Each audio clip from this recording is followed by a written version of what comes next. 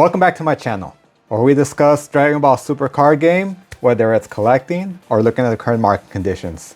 Today, the main thing I want to teach you, or at least help you learn, is how to not overpay ahead of a new set release. Last one given, Three Glorious Fighters. Now, a lot of what I'm going to cover here in this video might be common sense to several of you who might be in the card game for a while or have been around and know how to not overpay. But for those of you who are just coming back or just learning about the Dragon Ball Super card game, or this is your first time collecting or thinking about investing in cards, this video is for you. And if you already know a lot of these things, feel free to drop a comment below and let me know anything I missed or any additional tips that some of the new collectors might benefit from. I know some of you just don't like watching someone talk on a video, so I'll make sure to open up a booster box while I'm talking, that way not to bore you guys to death. If y'all saw my last video, there were a few quizzes embedded in the video. Now, if you watched it and you know the answers, drop the comment below about the correct answers for all the questions there, and you'll be randomly selected to win about $20 to $30 worth of cards.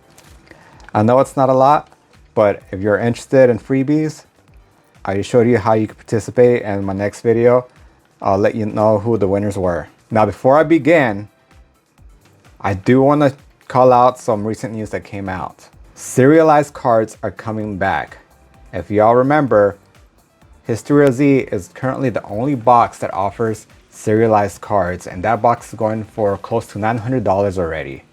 Now, this November, one of the next Dragon Ball Super Master sets will contain serialized cards again. This set will be to celebrate the 9th anniversary.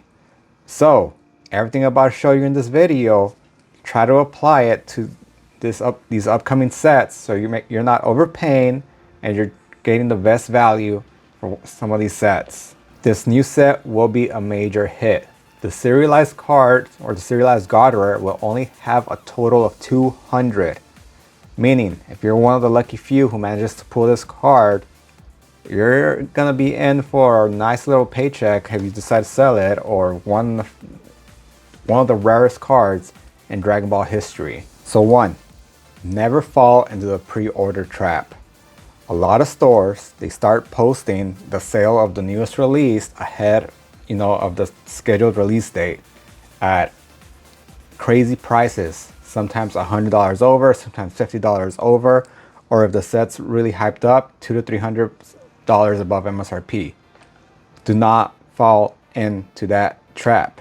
The reason being, if come release date or release time, if the value of the set tanks, the store will honor the price that they sold it at. They're not going to change it to the current market value. So if you've overpaid $100 for it, that's what they're going to keep, and that's what they're not going to give you the extra $100 you paid for. On the other side, if the set does become a major hit upon release for whatever reason, and it goes up an additional $200 to $300 or X amount over whatever you paid, there's a high probability that they will cancel your order so they could put it online again at that higher price. For this reason, if you're ever gonna purchase something ahead of time, I highly recommend that it's only through your local game store and never through an online random shop that you've never shopped with. Not only that, most stores do not know how much they were allocated ahead of release. So if they're thinking they're gonna get, 3 cases of the newest set, and for whatever reason supply is short, they only received 1 case, well, many of you will get your orders canceled, and you're not gonna be happy having to find another location to try to pay for a decent price. The strategy I recommend you all use is, for 1, most Dragon Ball sets come out on around Friday. I suggest y'all be patient and wait until Sunday or Monday to see where the price is. 90-something% of the time, it's likely that the price will drop. Why? or because stores finally know how much of their order they have, and they're all putting their supply online so everyone can buy, and they're all, you know, trying to get the lowest price out there. That way they could get rid of their inventory quicker and get money for the next set. So if for whatever reason pre-orders were at 200, once release date comes, it's highly likely that all the other 100 stores or whatever that are trying to sell this product are going to underbid each other, meaning someone's going to put out 190, someone at 180, and someone at 170, until, you know, the market decides what's the appropriate value for this box. For that reason, I highly recommend you wait, again, till the Sunday or Monday after the release date. Alternatively, you could wait an additional week. Now, there's some risk to this. If for whatever reason the set is a banger, you'll probably pay a bit more, but that's usually very low probability, and there's a good chance I'll either stay the same or dip a bit. A hard pill to also swallow nowadays is that MSRP for a lot of these booster boxes are no longer that $70–$80 range. Nowadays, the new norm for most booster boxes are around the $120–$130 range.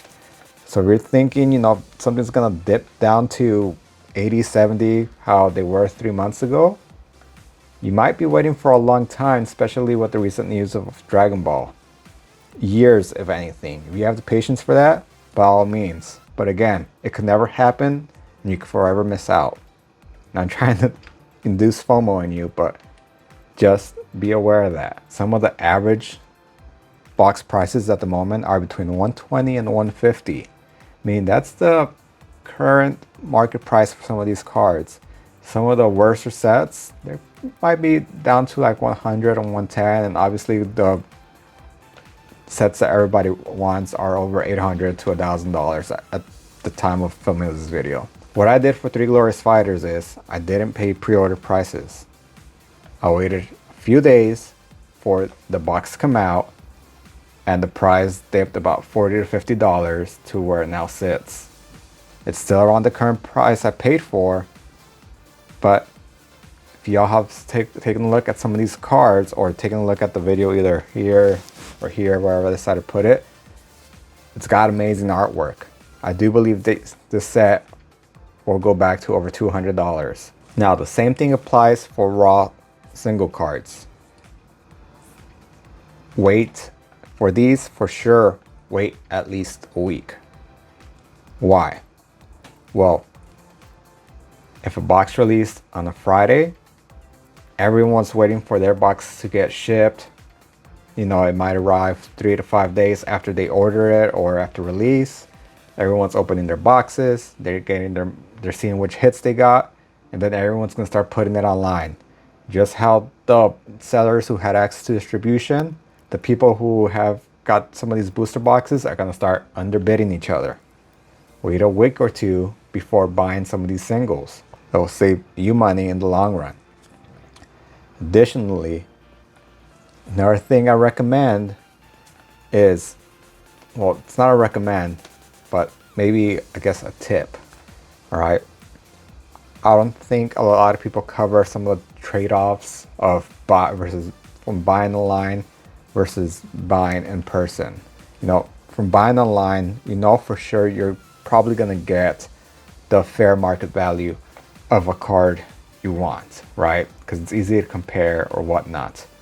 In person, you usually see that some of the prices of these cards are a bit marked up. If they're like extremely marked up, like over 10–20%, I do not recommend you buy.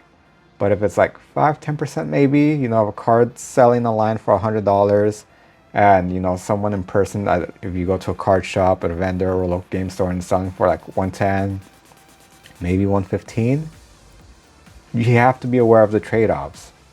For one, you get access to the card then and there. You could physically see the card in the current condition. Not only that, you are not risking it being damaged from being shipped from where you bought it or where the current seller is located online to where you're at.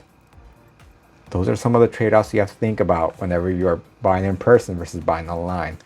Yes, it might be a bit more expensive in person, but there's more of a guarantee of you know what you're gonna get. Now, as I said earlier in the video, a lot of this is common sense and plain simple, but I know there's a lot of new people coming into the Dragon Ball Super card game, or a lot of people seeing how big the overall TCG market has become, and they want to get their foot in, and they don't know how to compare prices, or aren't aware of all of these tools. So that's kind of the reason why I wanted to make this video. If I know I'll probably miss a shit ton of stuff that I don't know at the top of my head, so if I did miss something that y'all think it's helpful for others, make sure to drop it below. Also, if you do want some of the cards I'm gonna give away, I'll probably post it somewhere in front of me in the video. Again, go look at my previous video, answer those questions and drop them here in the comments below. If you got them all right, you'll be randomly selected as a winner on the next giveaway. Cool. Well, I don't know if the video here is finished or if I'm still opening packs. I'll try to get it in sync to finish to where I'm talking now, I guess. But that's all. Hope you all like. And yeah, I guess here are some of my top pulls from this booster box. Make sure to like and subscribe.